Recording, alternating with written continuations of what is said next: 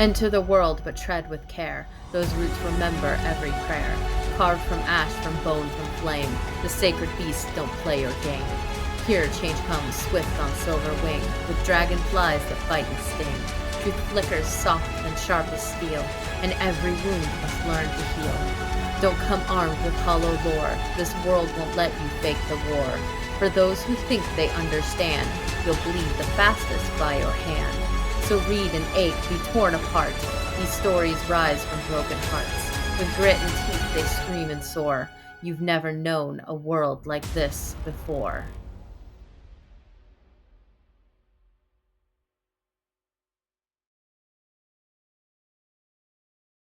Welcome to Dhampir Sins, Book 1 of the Sacred Beast series by Sarah Yuher. 15. Responsibility. Kage. Let him go. The big man's hands gripped Kage's shoulder, pulling him away from Kiran as the power in his voice crashed into him. It battered against him as it tried to compel him, but it felt more like water hitting him. He whimpered at the strange feeling, releasing Kiran's neck. The big hands held him firm as two nurses took Kiran from him. One arm moved in front of Kage, a small cut weeping blood that smelled like a pine forest to Kage. Kage licked at the blood. Wild power that felt similar to Kiran's tingled along his tongue, and he eagerly bit down on the arm. Familiar and different, the blood was comforting as the man pulled Kage into his lap, murmuring soothingly and stroking his hair. He felt tiny but safe in that lap. Better? The man asked, his voice rumbling like thunder. Kage nodded, noticing he could move his cuffed hand more. The feel of the metal was still around his wrist, along with the strange feeling of being locked in a cage. His body ached, but felt much better as he curled in on himself. He looked up into the man's sapphire eyes. They didn't change to ruby, and he could feel gentle magic envelop him like a blanket.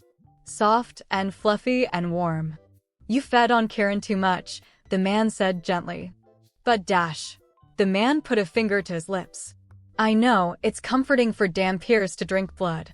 But you fed fully on him yesterday, and in the last 3 days, he has had very little rest and donated blood to you multiple times.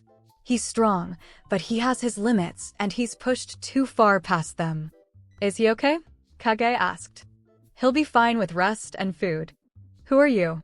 I'm Oren, Aaron's mate, he answered, gently setting Kage back in the bed and taking Kiran's seat. He looked like an older version of Rand, with glints of silver in the golden blonde of his large beard and braided hair. It was all long, but everything about the man screamed dangerous male. Kage looked down at his lap and touched his own short hair. I'm sorry, he said softly. Oren sighed, leaning back in the chair and crossing one leg over the other. I'd like to say that it's all right, but Kiran is my son, and I've never seen him pass out like that, he said. His voice sounded odd as he looked off at nothing. It was difficult not to rip you off of him. Kage whimpered and sunk lower in the stiff hospital bed. I won't bite him ever again. Oren chuckled, and it sounded like rolling thunder. I wouldn't go that far if I were you. Just try not to bite him so much, and we're good. I'll let him bite me now, Kage said, perking up slightly. How about you gain some weight and stay clean for more than a week, and he can bite you, Oren said, amusement in his voice. It was infectious, and Kage felt himself smile. Why does Kiran like Lacey? Kage asked, looking down at his lap and plucking at the white sheet. I've been trying to figure that out since he first brought her to meet Aaron and me, Oren answered. They were both quiet for a time. Kiran should be having this conversation with you, but I think Aaron would agree with me in this instance, Oren mused aloud, giving Kage a conspiratorial smile. What conversation? Kage asked with a frown. When you fed on Kiran, you incited sin in him, Oren said. Incited sin? Yes. It's not illegal exactly, but it is frowned upon. I know you didn't do it maliciously. Your eyes wouldn't be swirled as they are if you had, but it wasn't consensual on Kiran's part. Consensual. Kage stumbled with the word. He felt strange as Oren's magic continued to cradle him. Oren patted Kage's hand lightly with his big one. His skin was coppery like Kage's but darker, and he concentrated on that difference as he listened to Oren explain. Kiran didn't say yes to your advances. Your magic compelled him to be unfaithful to Lacey. Then you ate that sin. Kage's chest hurt, his heartbeat pulsing pain throughout his body as his eyes burned. It was hard to swallow around the lump in his throat, and his eyes burned as the first hot tear leaked out. It was hard to find the words, and he swallowed and tried again. He doesn't want me? I wouldn't go that far.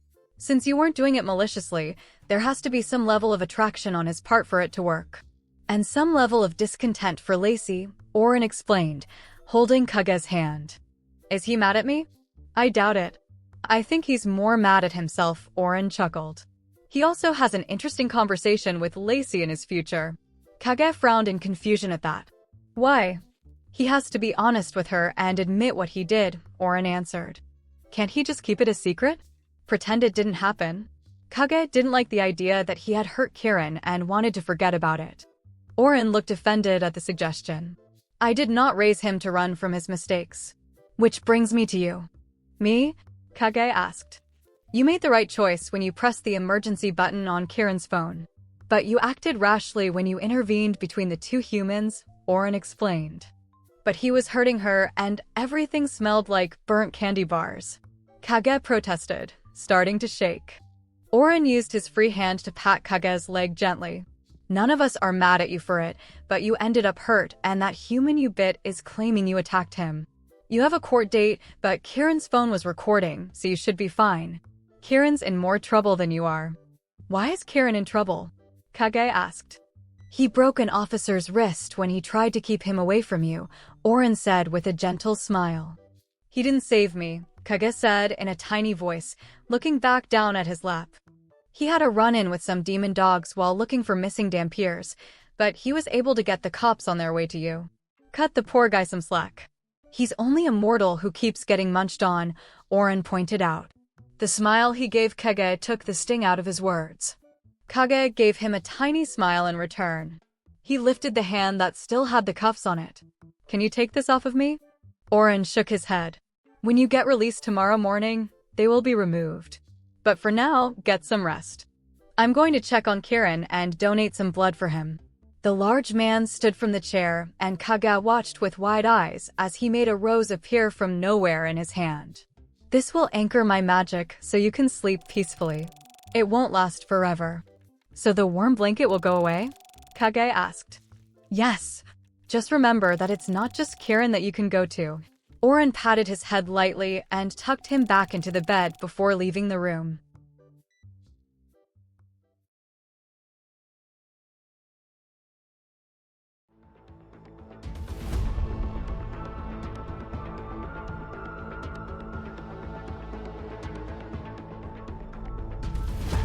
"13 souls stolen, one rescued from the refuse. A man barely past a boy, raised by bears of blood-soaked oaks. As love grows distant, cotton candy tastes so sweet. Lust and love, what's the difference? The badger jokes and steals, the world sneers and scorns. Blamed for their father's sins, innocent hearts drown in Dhampir sins."